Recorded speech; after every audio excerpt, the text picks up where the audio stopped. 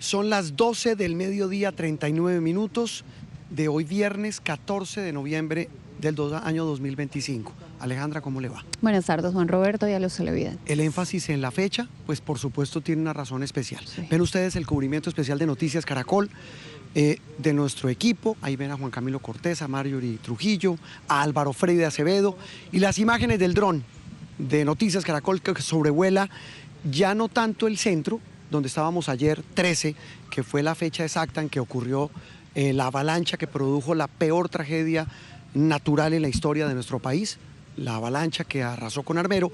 Hoy estamos viendo imágenes más de los barrios, de las zonas que eran dominadas por viviendas, ubicadas por familias que vivían aquí de generación tras generación. Y hoy esas casas son el recuerdo silencioso de esa tragedia y por supuesto cada casa tiene una historia de una familia que desapareció hace 40 años. Lo invito a que empecemos a caminar y a mostrarle a los televidentes de Noticias Caracol que era un barrio. Esto es muy importante, sí, es bastante conmovedor ver cómo las familias que lograron reconocer el punto donde estaban ubicados sus hogares han puesto nomenclaturas, porque gracias a esas nomenclaturas muchos armeritas que no tienen la fortuna ni siquiera de contar con los pocos muros que quedaron en pie, logran ubicar el sitio exacto donde transcurría sus vidas, donde antes de esta mortal avalancha tenían familia, amigos, vida, colegios, vida. En eso se resume, tenían vida. Muchos de los deudos, muchos de los seres queridos de esas familias que murieron aquí hace 40 años, Alejandra y televidentes,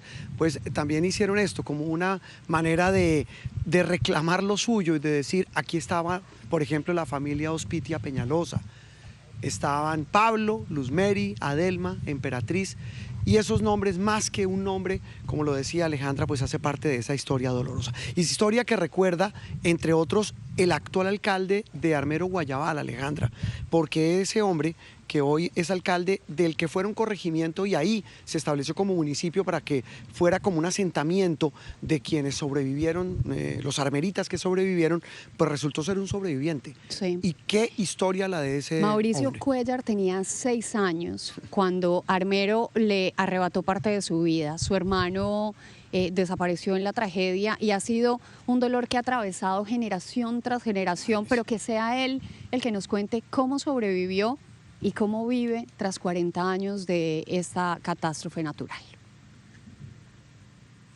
¿Dónde estaba usted hace 40 años? Bien, nosotros vivíamos en un barrio que se llama el barrio Santander, que quedaba cerca del matadero municipal. Esa noche nosotros estábamos con mi hermano y mi mamá. Mi papá no se encontraba en la casa. ¿Cuántos años tenía usted? 6 años. ¿Y su hermano? Mi hermano tenía 8 años. ¿Y su papá por qué no estaba en la casa? Porque él tenía unos negocios en Mariquita y esa noche, por coincidencia de la vida, se había quedado en Mariquita. Pero precisamente, pues mi mamá siente la bulla, el ruido de las personas fuera de la casa, gente corriendo, como la laraca, como decimos nosotros, y ella pues decide salir con mi hermano de una mano, conmigo de la otra, y arrancar a correr. ¿Qué pasó con su hermano, alcalde? Nosotros llegamos a cerca de una cuadra lejos de mi casa, y ahí es donde el lodo nos coge y el lodo arrebata de la mano izquierda de mi mamá a mi hermano. Y hasta este momento no hay certeza de si él está fallecido o está perdido. Ayer mira que nos entregan el libro rojo donde hay nombres de muchos niños que fueron entregados en adopción y que muchos de sus familiares no lo supieron. ¿Usted nunca supo si su hermano sobrevivió o murió? Nunca lo supimos y mis padres han gastado esfuerzos y temas económicos tratando de buscarlo porque muchos dicen que lo vieron en medios en Perú, que los vieron en Ecuador. Bueno, eso se creó toda una nebulosa de información que precisamente no permitía dar claridad acerca de eso. Alcalde, ya vamos a seguir hablando de esa herida que nunca se cierra, de ese ciclo que nunca se cierra a raíz de la desaparición de un ser querido, pero quiero volver a esa noche del 13 de noviembre, porque tengo entendido que usted queda sepultado parcialmente varios días. Yo quedé cerca de día y medio donde me dejó la tragedia de la mano de mi mamá. Mi mamá digamos que no quedó tan profunda, yo sí quedé más o menos hacia el pecho, lleno de paredes y escombros, y yo siempre cuento que esa es la otra tragedia de Armero. Los organismos de socorro trataban de sacar, y lo que hacían era que con helicópteros mandaban arneses y los amarraban, y pues era una presión negativa, y en muchas ocasiones pues tenían incrustados elementos en su cuerpo, y era el helicóptero hacia arriba haciendo fuerza, y pues esas otras estructuras haciendo presión hacia la tierra, y pues ya se imaginarán la tristeza de esto, ¿no? ¿Qué significa para ustedes estar incrustados en medio de una tragedia que pareciera no morir, como dice Alejandro? Ustedes nos acompañaron, por ejemplo, ayer en la inauguración de lo que era la iglesia San Lorenzo, de cómo quedó de hermosa. Pero este territorio, que es un territorio tan amplio, es un territorio que necesita tener la presencia y la mano del gobierno nacional. Para nosotros, como un municipio de sexta categoría, es imposible con el presupuesto mantener una extensión de tierra tan grande y mantener y preservar un patrimonio como este. Esa narración que hace este hombre, el alcalde de Armero, Guayabal, porque alguien dirá, pero ¿alcalde de dónde? Y esto para claridad de los televidentes, sí, en todo el país. Destruida Armero, arrasada Armero, el municipio, el próspero municipio del que tanto hemos hablado, los que sobrevivieron, los que no estaban acá pero que eran armeritas, empezaron a irse lo que usted llamaba una diáspora, salieron pues a buscar a dónde vivir. El alcalde decía, mire, lo más doloroso es que la gente quedó sin casa. No hay arraigo. Ayer me decía un señor, anoche me decía, es que yo me quedé con las llaves de mi casa, quedé vivo pero con las llaves de mi casa, sin mi esposa, sin mis hijos, sin mi mamá, sin mis hermanos. Pero empezaron a buscar y se fueron a Guayabal, que era un corregimiento de Armero, cercano aquí a Armero. Ocurrida la tragedia, la convierten, ese corregimiento lo convierten en municipio. Y este joven de 46 años hoy, que tenía 6 cuando ocurrió la tragedia, pues él se convirtió en su alcalde y él hablaba de eso. Veíamos hace instantes como direcciones, nombres, también hay fotos con historias donde la gente dejó plasmado aquí, los familiares de quienes fallecieron, las historias de sus seres queridos. Así es, ustedes veían hace segundos un letrero inmenso que reposa al lado de estos muros que hablan de la densidad, de la magnitud de la tragedia. Esta era la casa de la señora Silvia Díaz y de su familia, y los que alcanzaron a leer quizás llegaron a la parte donde decía que durante un año la señora Silvia ayunó y oró todos los días el Salmo 91 para pedir protección por su hogar. Y esto es relevante, Juan Roberto, porque es que además desde 1984 se estaban elevando alertas acerca de la actividad sísmica que estaba emitiendo el Nevado del Ruiz. Y la promesa que dice doña Silvia, Dios le cumplió, era que su casa no iba a ser tocada. Pues en medio de este mausoleo gigante, tal vez el más grande que hay en Colombia, seguimos recordando no solamente a los que se fueron, sino a los que sobrevivieron, pero que fueron protagonistas de una historia que es igual de estremecedora que la tragedia misma, y es la de los niños que resultaron desaparecidos, como por arte de magia. Centenares, algunos dicen que miles de niños que sobrevivieron a la tragedia terminaron de manera oscura, de manera inexplicable, o sí, explicable sí, porque hay una explicación, y es que por plata los vendieron y terminaron adoptados en países como Suecia, Suiza, Países Bajos, Reino Unido, Estados Unidos, etc. Esa es la tragedia de la tragedia, y esa sí que es una herida que sigue latiendo en los corazones de muchos armeritas que por años han buscado a sus seres queridos, pero en especial a los niños. La cifra oficial habla de alrededor de 550, pero el subregistro es inmenso y se cuentan por miles. De hecho, en la entrada de Armero hay una valla inmensa con los rostros de esos niños. Los pocos reencuentros que se han dado son esas excepciones que llenan de esperanza esta historia trágica, y Marcela Pulido se encontró una que es realmente conmovedora. Los niños perdidos de Armero. 2 mujeres de 40 y 41 años leyendo yo acá, pues, llevaban su vida de manera común a kilómetros de distancia. Ángela en Barrancabermeja, la ciudad blanca petrolera colombiana. Mi primera grabación fue Jennifer entre Valladolid y Madrid, el corazón ibérico de España. Ángela a los 15 años se fue de la casa por maltrato. Es madre cabeza de hogar con 2 hijas. Aprendió a rebuscarse la vida. ¿La quiere con papita o con yuca? A poca distancia de su casa vende comidas y helados. Y como si fuera poco, todos los días se viste con el uniforme de vigilancia de un colegio rural. Yo hago lo que sea, menos que me vean robando o haciendo cosas que no va a hacer. Eso sí me daría vergüenza. Esta es Roberta.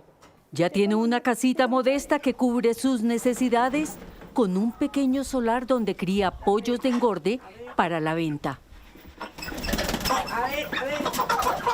Protagonismo no. Jennifer de la Rosa tiene un marcado acento español. La noticia. Creció en una familia acomodada y es hija única. Estudió periodismo en la universidad pública, siempre becada. Además, cumplió el sueño de especializarse como documentalista. Y sobre Colombia dice que ha mantenido un pálpito de cercanía. La verdad es que mis padres fueron introduciendo que habían ido a por mí a Colombia desde que soy pequeñita. Así que he crecido y tengo constancia de ello desde mi tierna infancia. A estas 2 mujeres el destino las separó al nacer con 1 año de diferencia. Mi padre trabajaba en Renault y pues a través de unos compañeros del trabajo les dijeron que probase a adoptar en Colombia. Son mis padres, mi madre había tenido un aborto y era complicado el que se volviese a quedar embarazada, entonces fueron a la embajada de Colombia a informarse y enseguida pues tramitaron todos los papeles. ¿Cuándo usted se da cuenta que es adoptada? Cuando tengo 9 años, mi madrastra, la que me crió, ella me maltrataba mucho. Entonces, a raíz de los maltratos, los vecinos, eso lo denunciaban a Bienestar Familiar. En una de esas, de que yo llego allá, la trabajadora social le dice a mi papá que en qué año me adoptaron. Su padre adoptivo, Ramón Elías Rendón, fue policía de profesión. Cuenta que todo empezó cuando le asignaron como tarea auxiliar a una bebé de 3 semanas de nacida. Yo llegué a una casa muy humilde, una señora muy humilde, salió y me dijo que tenía una niña que se la habían dejado hacía unos 20 días, hacía tiempo se la habían dejado ahí, 1 mes, pero que la mamá no volvió. Y entonces me dijo que la señora que no tenía nada de qué darle ni leche, que por favor, que si qué hacía ella con esa niña. Conmovido, vio junto a su pareja la oportunidad de tener la hija que tanto habían anhelado. Fue así como se ofrecieron legalmente como cuidadores voluntarios de la pequeña mientras oficializaban su adopción con Bienestar Familiar. Pero estando en plena firma de papeles notariales, se dio un encuentro inesperado. En el juzgado, allá en el Bienestar Familiar, apareció la mamá. A ella la citaron. Una muchacha muy joven, como unos 14 o 15 años. ¿La mamá? Supuestamente la mamá dijo que ella iba por la niña ya. Entonces la doctora la regañó y le dijo que qué pasaba, que por qué la niña la había dejado abandonada. Entonces él dice que en medio de eso ella le dice, bueno, si usted se quiere quedar con ella, entonces deme 5.000 pesos por ella. Entonces mi papá le dice, no, ni se la vendo, ni nada de eso. Si la quieres, vamos allá. Nunca jamás volví a saber de ella, nunca jamás. Afirma que nunca más volvió a ver a la joven, pero claro, que si la viera, la reconocería fácilmente. La muchacha no era de juicio, era una muchacha como, más que todo... Descarriada. Mantenía en la calle. Descarriada. Descarriada, exactamente. Sí, pareciera que consumía también como drogas. Yo le agradezco a mi papá, sí, que él me adoptó y todo eso, y yo sé que él no tiene la culpa del sufrimiento que yo viví. Y aquí tengo todo el expediente señalado, porque hicimos un estudio. Para Jennifer, crecer no fue del todo fácil. Sufrió acoso por su apariencia física diferente. Yo crecí en Valladolid, en una ciudad bastante conservadora, con poca inmigración, ¿no? Cuando yo era pequeña y entonces físicamente siempre he destacado en diferencia a mi familia, ¿no? Así que preguntarme por mis orígenes y por mi cara. 2 vidas totalmente opuestas con una misma obsesión: conocer su origen. Estaba abandonada por la mamá. Jennifer volcó su rastreo en internet, pues tenía en los papeles de adopción el nombre de su madre. Se llama Dorian Tapasco. Ha sido el objeto de búsqueda en internet, ¿no? Como mi obsesión desde que tengo esa posibilidad de entrar en internet, ¿no? Y empecé ahí a buscar su nombre y nunca he encontrado un match, ¿no? Buscaba y no encontraba nada, eso iba creciendo y la verdad es que crecía mi frustración. Yo le decía a mi papá, le decía, papi, yo quiero saber de mis papás. O sea, yo tengo claro, usted es mi papá, sí, usted es el que ha estado conmigo, usted es el que me ha apoyado. Y el hecho de que yo conozca a mis padres originales, yo no me voy a ir con ellos, sino que yo quiero saber de dónde vengo y de quién soy. Jennifer tenía una ventaja. Sus padres españoles adoptantes nunca le ocultaron su origen. Es más, le mostraban imágenes de una Colombia de montañas verdes. En casa siempre pues estaba muy presente Colombia, porque trajeron también un montón de figuritas y estaban en el centro del salón, entonces como que Colombia tenía un lugar importante, ¿no?, en nuestra vida. Algo le contaron sobre la erupción de un volcán que había borrado su pueblo natal de la faz de la tierra. Pues que mi padre había fallecido en la tragedia, ¿no?, y que mi madre me había dejado a cargo de una socorrista de la Cruz Roja. Entonces era complicado, ¿no?, el poder hablar de la tragedia, ¿no?, sin que pues les doliese, y al final pues a mí también pues esas imágenes de Omaira Sánchez y una y otra vez cada aniversario pues me resultaban complicadas. Por la trágica erupción volcánica que ha producido millares de víctimas. La pequeña Omaira, sumergida en el lodo, era para Jennifer las 1000 caras de otros niños que, como ella, extraviaron su rumbo. La pregunta para ambas era la misma: ¿qué había pasado con su madre? ¿Había sobrevivido a la avalancha o pereció sepultada por el barro? Ángela encontró entre papeles viejos la dirección de una notaría en la ciudad de Manizales y tenía que viajar para completar el rompecabezas de su vida. Llegué a Bienestar Familiar, no me dieron ninguna respuesta. Cuando yo llego a la registraduría, la muchacha me dice: aquí papeles de, como usted se llamaba anteriormente, no reposan. Esos están en el juzgado segundo. El nombre de su madre estaba en esos papeles. Cuando yo empiezo a leer, veo que dice María Dorian Tapasco Telles, que es que se llama mi mamá. Eran dos mundos paralelos que buscaban en diferentes continentes a la misma mujer. Ángela publicó un anuncio en un periódico local buscando a María Dorian Tapasco Telles, su madre desaparecida. El aviso en el periódico lo leyó por internet Jennifer de la Rosa, en España. Entonces dije, wow, o sea, jamás en la vida había encontrado nada y de repente aparece esto. Entonces fue muy... fue un sub y baja, ¿no?, una montaña rusa de emociones para ubicarlo, ¿no? Era encontrar lo que no creía perdido.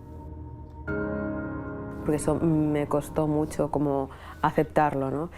Y después, pues ya enseguida, o sea, la primera vez que viajé yo a Colombia fue por la Fundación Armando Armero, ¿no? Hola, me llamo Jennifer, nací el 6 de noviembre de 1985 en Armero. Busco a la señora María Dorian Tapasco Telles. Mira, es que yo estaba mirando ahorita en la televisión. Apareció en su camino de búsqueda Francisco González, el buscador de los niños de Armero. Ella me busca y me dice, tengo como estos indicios. Ella no se atreve como a develar esta historia, como pues por temor a su familia en España, que la crió también, como todo eso, pero todos los adoptados quieren averiguar por sus orígenes. Y allá fue cuando le dije, Francisco, creo que podría tener una relación familiar con alguien más que busca a su madre, ¿no? Y le enseñé la noticia, apareció un número y ahí dijo, no, de una llamamos. Al otro lado de la línea estaba Ángela. Me dice, hablo con Ángela. Entonces yo le digo, sí, señor. Entonces me dice, Lo que pasa es que hay alguien que coincide con usted buscando a la misma persona, a María Doria Tapasco Telles, pero solamente Dios y la ciencia lo pueden saber. Cuando don Francisco me dice, mire, le presento a su hermana, pues quedé impactada porque yo busco a mi mamá y resulta que voy a reencontrarme, posiblemente voy a tener una hermana. Nos tocó hacer la secuencia del ADN porque teníamos que estar seguros de que tenían el mismo linaje materno. Faltaba la prueba reina, la muestra de ADN que podía descifrar su misterio. Ese resultado de las hermanas Tapasco y su reencuentro, ¿usted diría y acredita que son 100% hermanas? Para ese caso, las pruebas y el índice nos indicaban claramente de que eran hermanas y el ADN mitocondrial nos confirmaba que tenían el mismo ADN mitocondrial heredado, pues un linaje materno idéntico. El abrazo del reencuentro de las hermanas Tapasco fue noticia nacional con eco internacional. Ángela y Jennifer empezaron el camino de conocerse como hermanas, una tarea emocional con altibajos, propio de quienes han vivido separadas la mayor parte de sus vidas. Ellos no son como nosotros los colombianos, que nosotros somos más nos familiarizamos más con la familia, de que si usted está mal yo lo voy a apoyar, de que yo voy a estar llamando. No, ellos no son así. Y claro, o sea, lo que nos han quitado, lo que nos han robado ha sido crecer como hermanas, sabiendo que somos hermanas y esa compañía, el sentir, ¿no?, que tiene esa otra persona ahí en el mundo. Ella está más afortunada, ella está mucho mejor, ella es una profesional, yo no. O sea, yo no puedo decir lo mismo porque si yo estoy donde estoy es porque me ha tocado guerreármela. Y lo que parecía un cuento de hadas, hoy tiene un mismo deseo que las desvela. Acá dices que tú eres Jennifer Tapasco, sí, hija de Dorian María Tapasco, pues te registrar con un exhorto. Dorian, no, eso seguro. Es como la búsqueda que nos mantiene también a las dos unidas, ¿no? Que es saber pues, qué fue de ella, si falleció, ¿no? Si está viva en alguna parte de Colombia. Yo por mi parte no la voy a juzgar. Ángela ha sabido esperar y va construyendo su hogar al lado de sus hijas. Jennifer terminó su documental en los 4 viajes que ha realizado a Colombia. Lleva por nombre Las hijas del volcán, donde cuenta cómo la erupción de un volcán en la lejana Colombia hace 40 años le cambió su destino. ¿No? Y la comprendo desde todas las opciones de vida o no vida que hubiese querido darme, ¿no? Entonces al final pues me tuvo y estoy aquí. Pues la razón por la que Dorian no la encontramos también es porque en los papeles aparece que se cambiaba de nombre, ¿no? Y el apellido. En mis documentos pone que fue por hurto, que estaba en el albergue donde la tragedia. Sin buscarse se encontraron y esperan que se dé un nuevo milagro. Dorian y Carlos Alberto se debieron casar y bueno, pues a ver si había algún dato. Eso es lo que yo quiero y lo que tanto le pido a Dios todas las noches, porque yo no quiero llegar a vieja y después de viejita poderla conocer. La quiero disfrutar ahorita, que tengo alientos, que todavía me considero joven. Una historia íntima que arrancó en medio de un evento trágico y al cual le hace falta un final feliz para las hermanitas Tapasco. Marcela Pulido, Noticias Caracol. Como bien lo dice Marcela, son historias íntimas de una tragedia colectiva y cada historia, cada rostro, cada calle, cada puerta, cada casa, cada familia tiene una historia dolorosa. Los que se fueron, los que quedaron pero nunca se supo, entre esos los de los niños. El registro oficial habla de cuántos niños desaparecidos después de ocurrida la tragedia. Algo más de 550 niños desaparecidos. Sí. Pero esa cifra se supera y con suficiencia con el subregistro que hay. Por eso ha sido tan relevante, Juan Roberto, la misión de Francisco González, de Armando Armero. Exactamente, un hombre que ha dedicado su vida, estos 40 años después de la tragedia, a buscar que esas familias que perdieron a sus hijos los reencuentren, o que esos niños que hoy están por fuera reencuentren a sus familias. Es reconstruir identidad, que ese es uno de los dolores más profundos de los armeritas, y es que se quedan sin arraigo, pero también sin identidad. La historia de Armando Armero.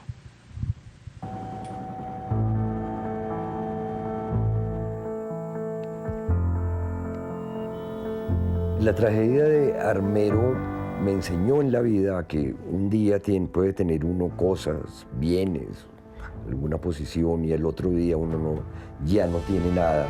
Francisco González es otro jovencito que para la época de la tragedia de Armero sufrió su propia historia de orfandad.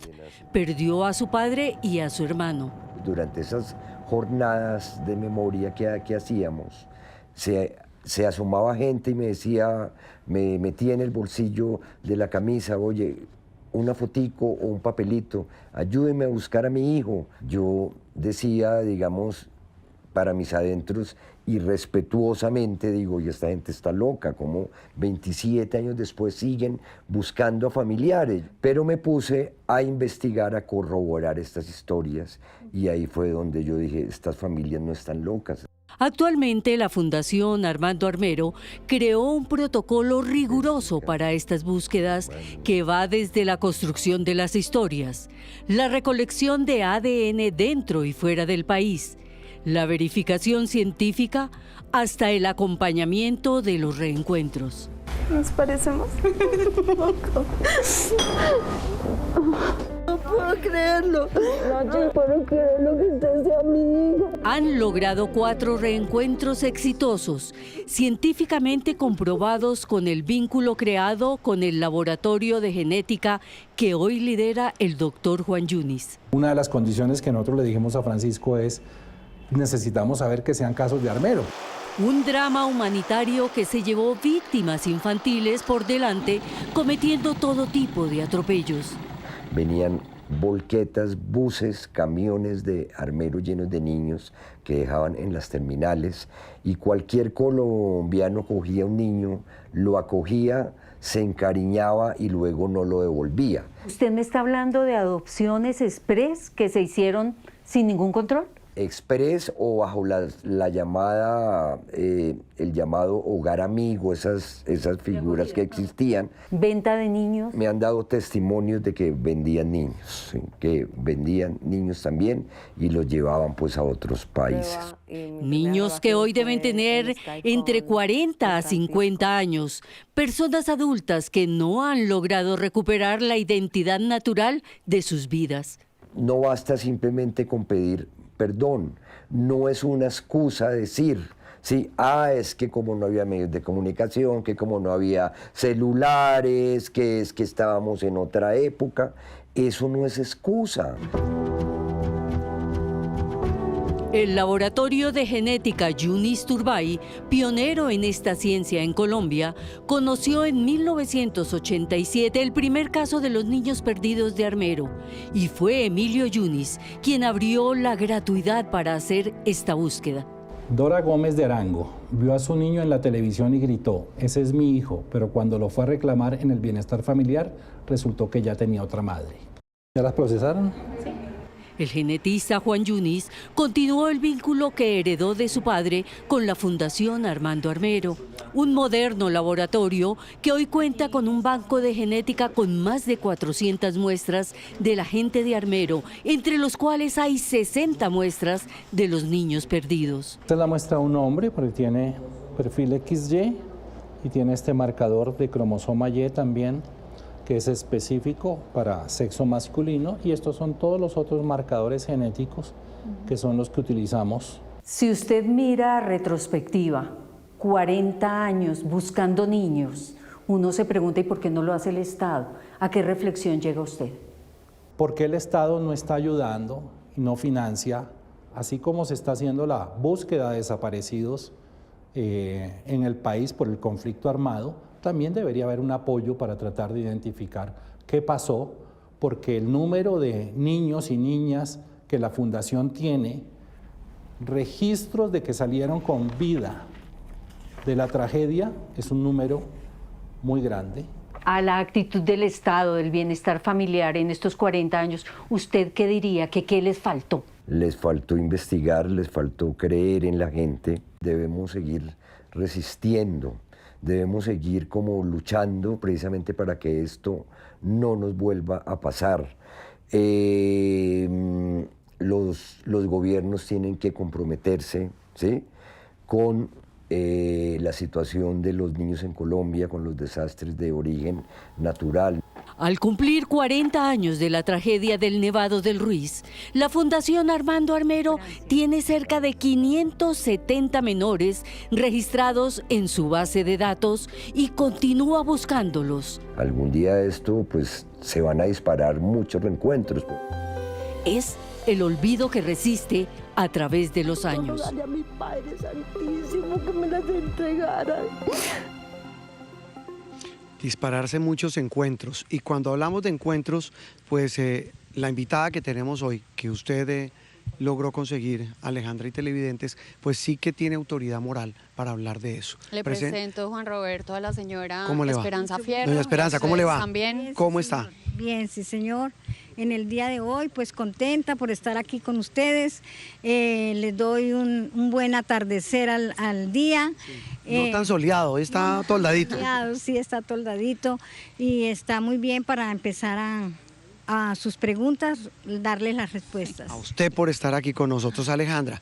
¿Cómo contacta usted a la señora Esperanza? El contacto me lo da un periodista muy reconocido en la región que se llama Mauricio Malagón, Javier Mauricio Malagón, y llego a ella finalmente a través del arquitecto Luis Fernando Monroy, un hombre que sobrevivió a la tragedia, tenía 26 años, era arquitecto y participó de la reconstrucción, o mejor, de la construcción de Armero en Guayabal, con todos esos países solidarios, así es, los nuevos barrios, fueron más de 10 países que llegaron a ayudar humanitariamente y ponen recursos y mano de obra, arquitectos, conocimiento para poder elegir las casas, y ahí estuvo el arquitecto Monroy, quien me cuenta la historia de Esperanza, y yo le digo, cuéntenosla a través de Noticias Caracol, y aquí está. Echémosle a la historia. Doña Esperanza, ¿dónde estaba el 13 de noviembre? Bueno, el 13 de noviembre, pues yo estaba en mi casa en el momento en que empezó a caer ceniza, yo estaba en mi casa. ¿Dónde vivía usted? Porque esta es la 15 con... 17. Con 17, ¿dónde vivía usted? Vivía en la carrera 12, número 528, o sea, entre quinta y sexta, una cuadra antes de la sequía. ¿Dónde estaba usted en ese momento que empieza la avalancha? Donde yo estaba en la casa y un señor nos dijo, salgan porque se vino una avalancha. Entonces yo fui a salir, pero en el momento pasó el carro de bomberos diciendo que nos encerráramos, que nos tapáramos, que entonces ahí fue como algo que nos desubicó. Más sin embargo, no, que salgan, entonces nosotros salimos. ¿Y con quién salió? Usted? Yo estaba con mis 2 hijos, la parejita, ¿no? Y estaba con mi mamá y mi papá, ¿sí? Entonces yo salí con ellos, entonces yo salí con mi niña en el brazo. ¿Cuánto tenía la niña? 4 años. Y con el niño en la mano. ¿De cuánto? Y mi mamá me tenía el niño de 8. ¿Y la mamá de cuánto? Y mi mamá tenía 56 años. ¿Y el papá salió? Mi papito sí se quedó en la casa. Entonces mire lo que pasó, yo le decía, camine, papá, me dijo, no, salgan ustedes, que lo que va a pasar y listo. Entonces yo venía así por la calle. Cuando yo volteé a mirar para mirar que mi papá había venido, se había quedado, veo semejante lodo que venía encima.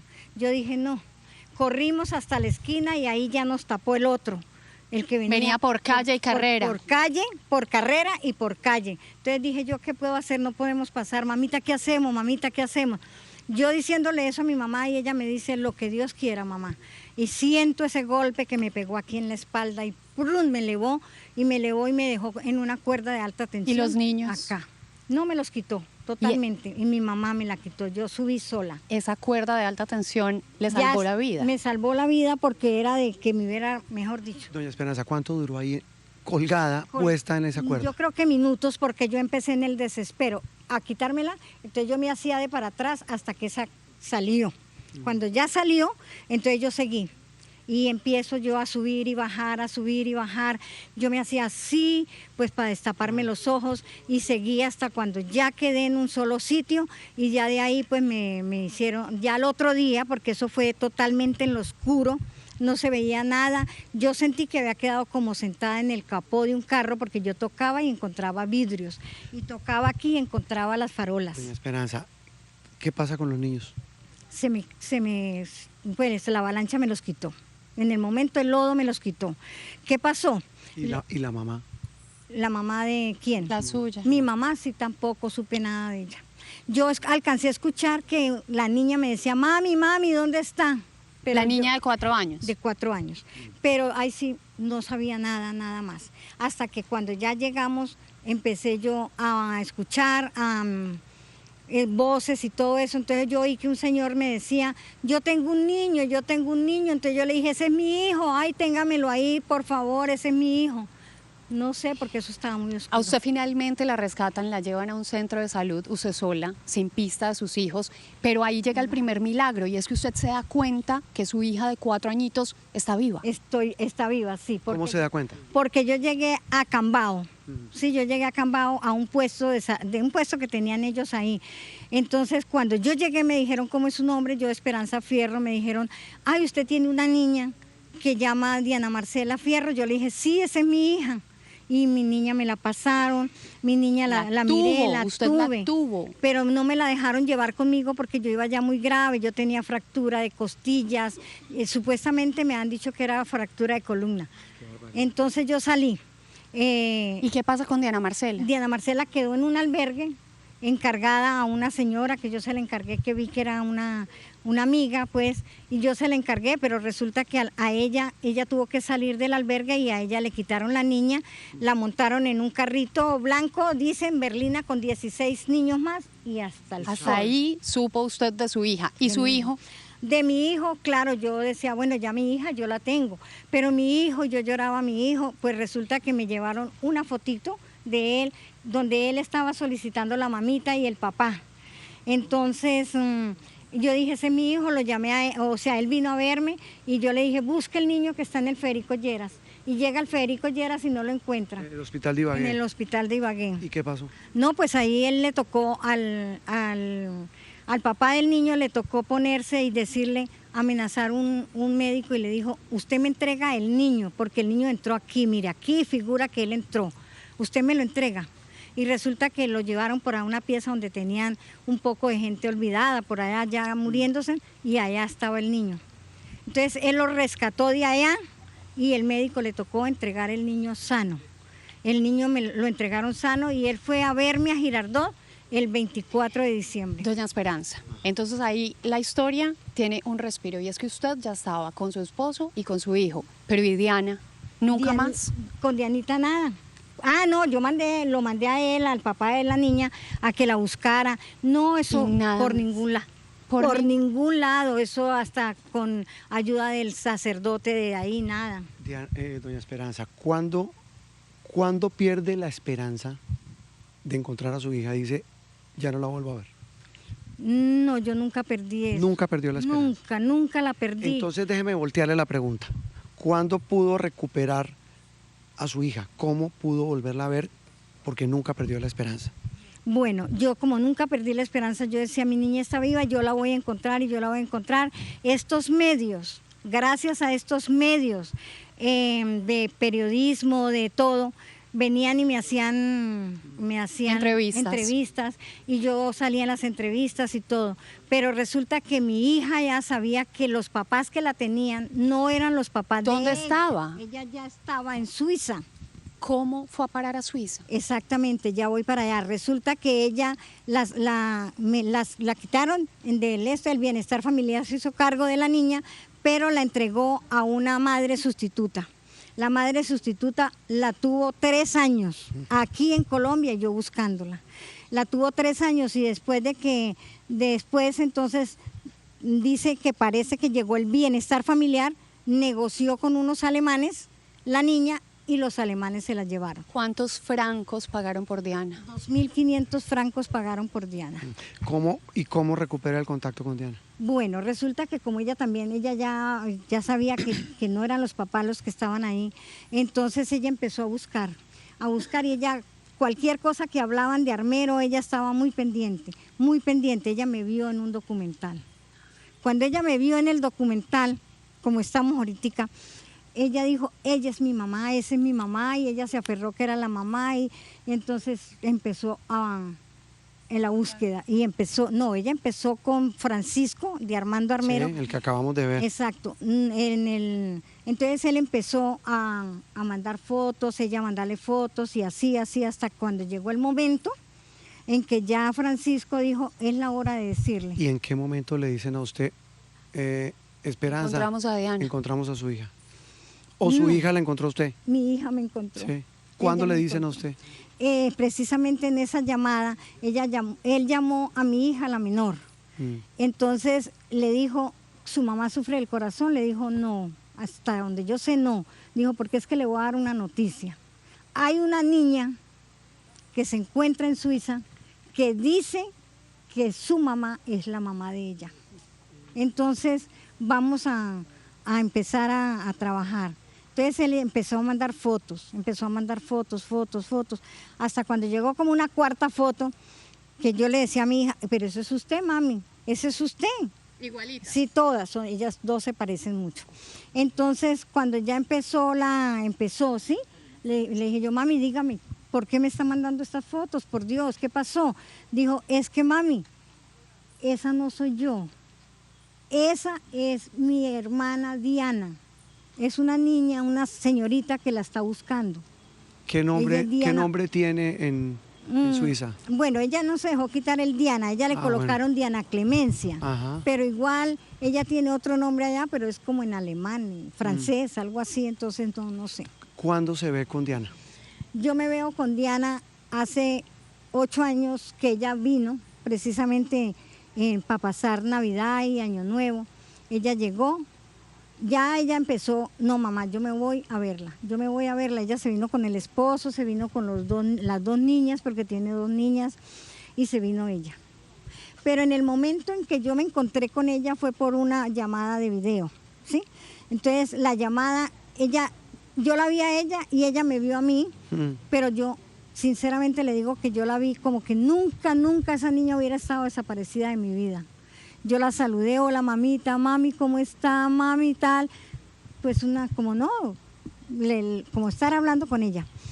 Entonces, sin haberla sentido perdida. Cuando ya ella empezamos a hablar, lloramos, bueno, de todo, entonces ya ella dijo, yo voy a verla, yo tengo que irla a ver. Y ahí se hicieron las pruebas de ADN que comprobaron. Sí, que ella era mi hija y todas las cosas, ella recordaba muchas cosas, ella recordaba a su hermanito, ella recordaba cómo jugaba. Ella se quedó a vivir en Suiza, ya vino, se vieron y se devolvió porque tiene ya una vida en Suiza. Ella ya tiene una vida en Suiza, ella tiene el esposo y tiene 2 hijos, 2 niñas. Entonces ella ya está radicada. Ay, doña Esperanza, pero míreme esta historia, esta lucha, nunca perdió la fe. Perdóneme lo grosero que fui, por preguntarle cuándo perdió la esperanza. Y nunca la perdió. Nunca. De verdad que qué historia la suya. Nunca la perdí. Y fue un momento, señor, que le voy a decir, fue un momento en que sí, hubo un cansancio, no pérdida, sino un cansancio. Yo decía, pero no me responde, Dios no me responde, ¿qué hago? Entonces yo una noche me arrodillé y llorando le decía, Señor, perdóname por haber dudado de que esto, no, Señor, yo sé que tú me la vas a dar, pero mira, le voy a decir algo, no le vuelvo a pedir más, ya no le pido más, pero lo único que sí le voy a pedir, Señor, es que no me vaya a dejar morir sin antes ver a mi hija. Y ya Dios me lo concedió. Y Dios le concedió por tanta constancia. Doña Esperanza, de verdad que qué testimonio. Gracias por acompañarnos. Bueno, a ustedes muchas gracias, que el Señor los bendiga y que tengan una feliz tarde. Doña Esperanza Fierro contándonos nuestra historia aquí en esta edición Mediodía de Noticias Caracol, con este sentimiento, con este testimonio. Nos vamos a comerciales, vamos a hacer una pausa. En instantes viene un periodista que ha hecho una investigación rigurosa sobre lo que ha pasado en Armero, un piloto y también muchas más historias aquí en este cubrimiento especial de Noticias Caracol, 40 años después de la tragedia. Volvemos.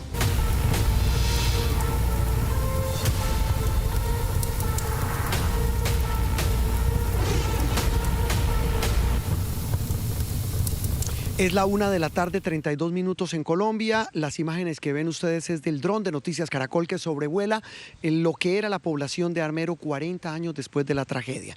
Hoy, en este cubrimiento, lo hemos hecho a lo largo de toda esta semana, Alejandra y televidentes, para honrar la memoria de las víctimas, honrar también, como veíamos a la señora Esperanza, quien no la pudieron ver, la van a poder ver en todas nuestras plataformas digitales, una mujer con una historia fascinante que cuenta cómo su hija la ve unos días después de la tragedia. Ella es sobreviviente junto a su familia, junto a su esposo, su hijo y su hija.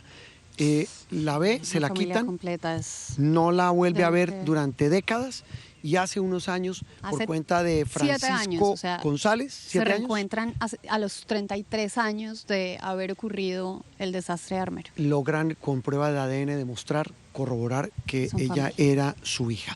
Pero como esa, hay muchas historias en este mausoleo gigante. Hemos visto las calles de este municipio, hoy más solo. Ayer había mucha más gente en la conmemoración. Eso es triste, Juan Roberto, porque esto no debería circunscribirse al 13 de noviembre.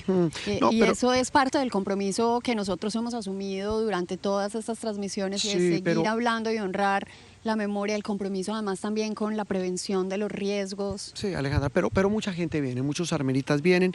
Juan Camilo Cortés y Marjorie Trujillo nos hablan de una armerita que tal vez no es la única, pero sin duda simboliza en buena medida lo que pasó hace 40 años, Omaira Sánchez, y también hablan con un periodista que ha dedicado su vida, los últimos años, a investigar sobre esta tragedia. Juan Camilo, Marjorie.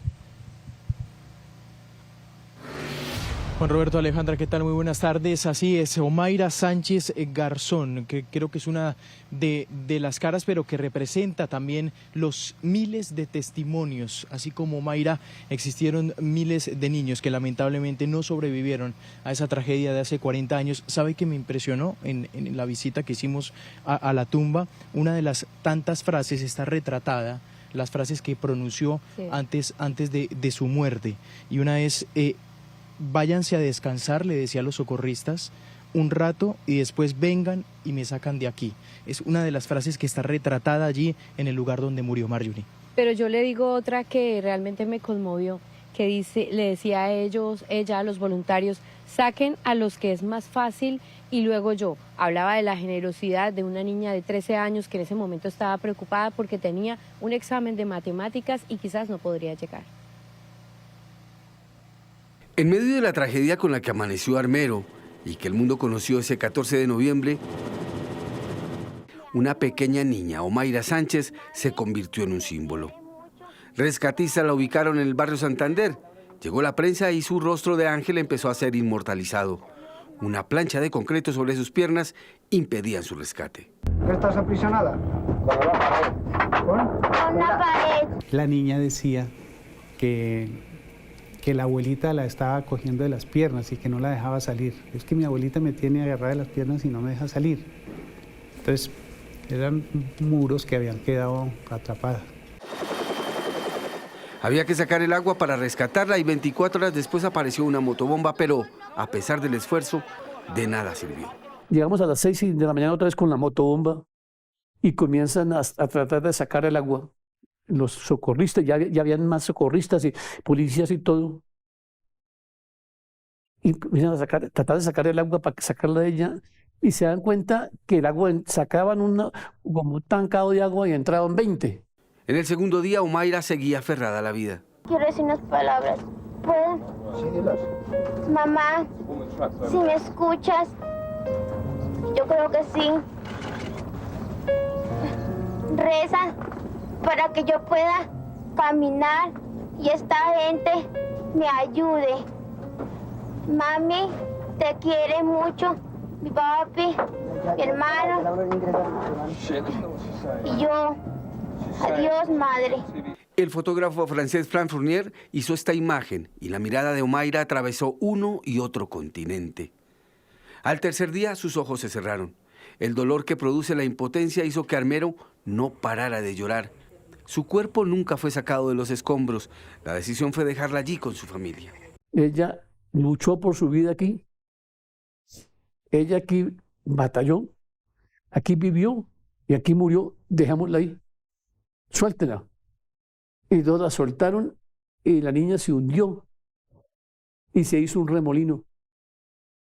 Se hizo un remolino como en el agua. Un remolino. Como una burbuja, así. Ella se hundió. Desde ese momento la casa de Omaira se convirtió en un sitio de peregrinaje. Con el tiempo, en el lugar se levantó un altar en donde propios y extraños llegan a pedir favores. Son decenas las placas en las que se le adjudican a Omaira milagros y agradecimientos por interceder para curar a alguien o encontrar a un pariente perdido. Las placas lo dicen todo, que ha dado muchas bendiciones, ha concedido muchas operaciones también, y la gente que ha venido acá, pues en gracias de ellos le colocan esas placas y traen muñequitos. De Omaira en ese sitio se exhiben también fotos disfrutando del arte, de la danza. Son instantes de vida. Esta es la historia de Omaira Sánchez, una niña que encarna lo que fue y hoy es Armero. Un lugar santo donde solo hay espacio para orar.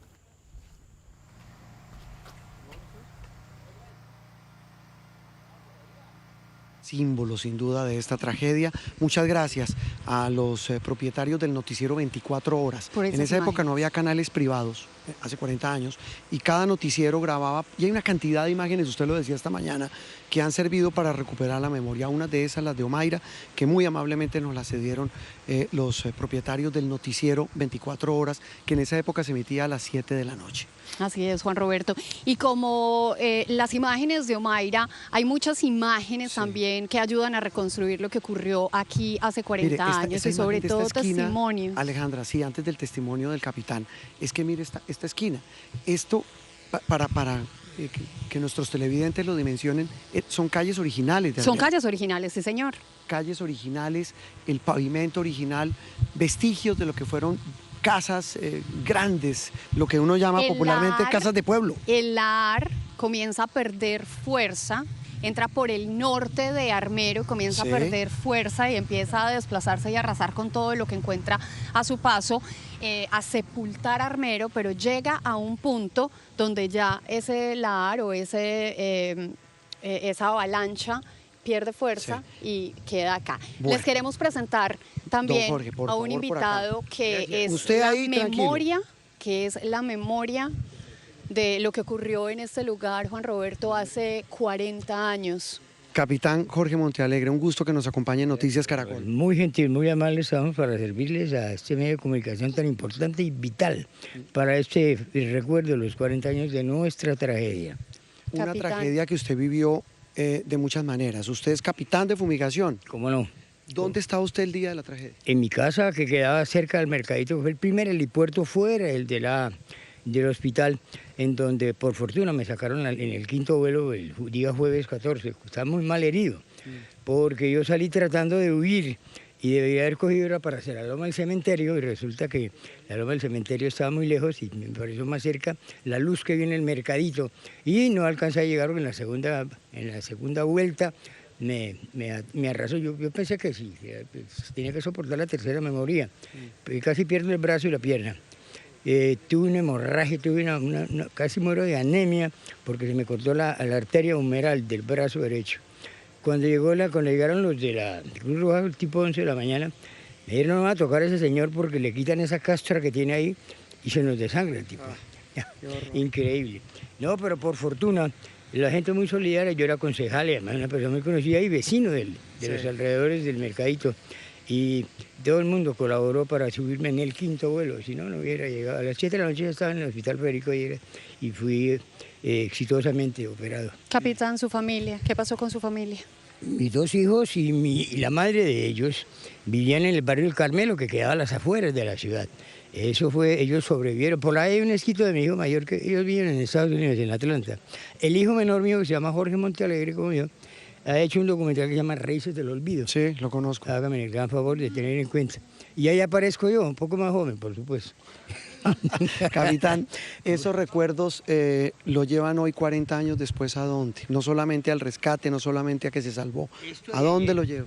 Esto de ayer fue algo impresionante porque es la confusión, el amalgama de montones de sentimientos, no solamente el dolor, sino la nostalgia y el reencuentro con tanto amigo que muy posiblemente jamás volveremos a ver. Y reconforta un poco saber en medio de todo, claro, que tanta gente... verdaderamente emocionante, en todos los sentidos. Y además personas que, imagínate, o creen ustedes que estamos en condiciones posibles de esperar para el aniversario 80, yo no creo. Capitán. Está entero, capitán. Me encanta, pues por lo menos el sentido del humor. Está más entero que nosotros. Capitán, venga. Ninguno de los sobrevivientes, tal vez ninguno de nosotros, pero de todas maneras es jocosa la cosa, pero había que aprovechar este aniversario porque se está extinguiendo nuestra generación. Lentamente están yendo uno por uno. Capitán, algo muy impresionante es que usted estaba advirtiendo que algo podía ocurrir porque en los sobrevuelos usted evidenciaba algo. Esto. Usted debe tener conocimiento que yo le pedí permiso al dueño de la empresa, el capitán Pablo Díaz, para borrarle el cañón porque nos asustaba la presencia de la piedra esta que ustedes conocen con mucha claridad. La que quedó metida la que están cobrando 5.000 pesos por subir a ella. Sí, y 10.000 por la foto. Sí. Qué horror, ¿no? Qué horror. Bueno, y entonces pues, la empresa me autorizó y yo hablaba los jueves o con el alcalde o con el personero. El alcalde era muy nervioso, Ramón Antonio Rodríguez Roballo, un mártir, hombre ejemplar y heroico el tipo. Y volábamos los jueves a mirar, y eso se iba creciendo, comenzó siendo un pequeño estanque, y después ya tenía 3 kilómetros de largo. Eso fue terrible. Entonces nosotros estábamos preocupados y pendientes era de una inundación.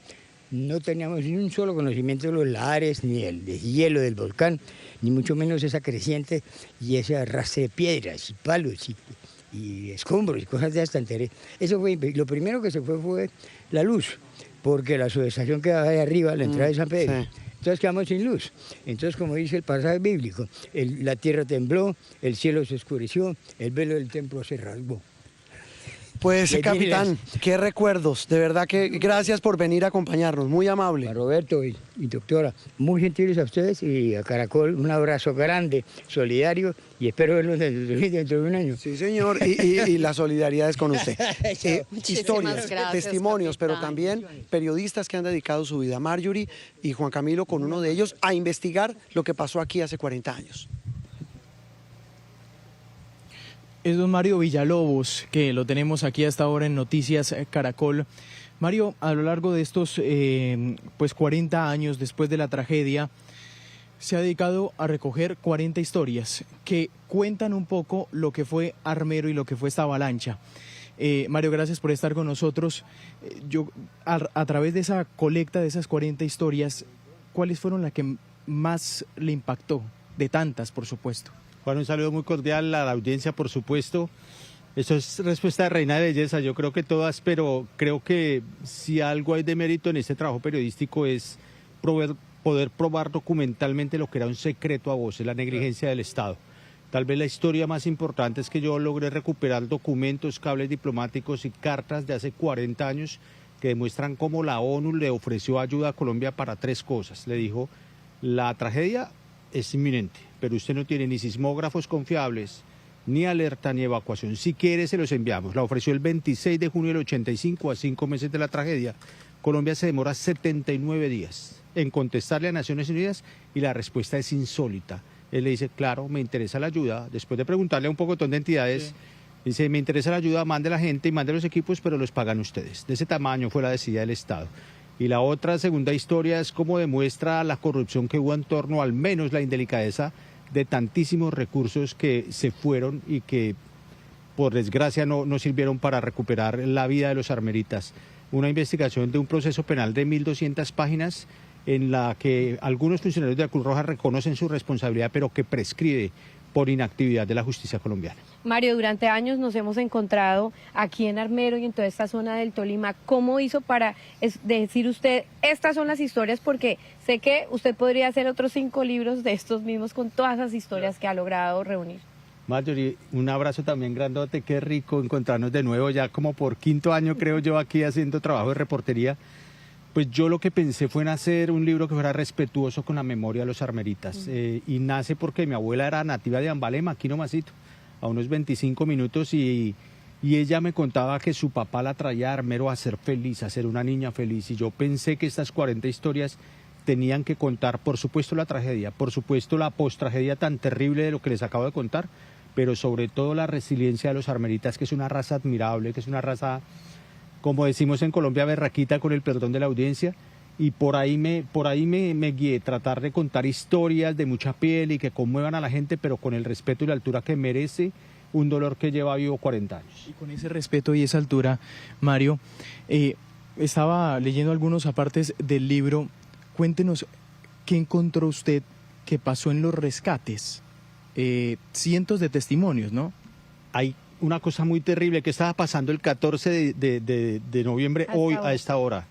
Desgraciadamente hay que contarlo, es muy fuerte, pero hay que contarlo. Los saqueadores estaban profanando cadáveres, estaban robándole las cadenas, los anillos, los aretes a los cadáveres, a las víctimas, y luego se metieron a las casas, a asaltar las casas, a robarse todo, y cuando no había nada que robar, empezaron a robar las casas mismas, puertas, ventanas, lavaplatos.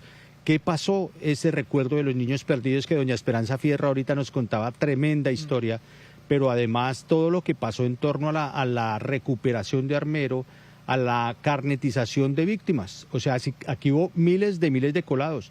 El censo del 85, Juan, decía, Armero tiene 29.000 personas y se murieron más o menos 23.000. Es decir, habrían sobrevivido 5 o 6.000. El Estado carnetizó 28.000 personas. Según el relato de los mismos armeritas, aquí llegaron incluso afrocolombianos del Pacífico y del Atlántico a recibir ayudas. Mientras tanto, los verdaderos armeritas como doña Esperanza, que duraron 5 o 6 meses en el hospital, se quedaron sin nada. Pues felicitaciones por esa recopilación, sé su trabajo en campo, Mario. Gracias, y que Mario, sí. Ahí está, ¿dónde lo pueden conseguir rapidito? En todas las librerías del país, en Penguin Libros, está en formato digital, en formato de audiolibro narrado por mí, en formato físico, y algo muy interesante, todas las ediciones tienen códigos QR, donde pueden tener los documentos que demuestran lo que estamos contando. Ahí el trabajo de otro colega, Juan Roberto y Alejandra. No, un trabajo maravilloso el de Mario Villalobos, muchos periodistas, Gracias, muchos, durante estas 4 décadas, pues han sido hormiguitas del oficio para encontrar lo que han encontrado sobre esta tragedia. Cada vez que usted hurga, encuentra algo, pero una bellísimo. historia, un dato, un rostro, un testimonio, y pues lo que ha hecho Mario es realmente maravilloso. Bellísimo, además, en esa minería de datos aportar un código QR para que los lectores puedan tener de primera mano los documentos que sirvieron de sustento para redactar esta pieza histórica, ¿no? Es no dejar morir Doy la fe memoria de Armero. de que Mario Villalobos no habla carreta, es un gran periodista. Muy bien, a la 1 de la tarde, 50 minutos, despedimos esta cobertura Jaramillo, especial, salió el sol, Roberto. aquí sobre este mausoleo gigante que es Armero 40 años después. La imagen del dron del equipo de Noticias Caracol para decirles que nos vamos a una pausa y sigue la edición mediodía de Noticias Caracol. Nos vemos esta noche a las 7. Nos encontramos esta noche con más relatos, más sobrevivientes y más de los 40 años tras la tragedia de Armero.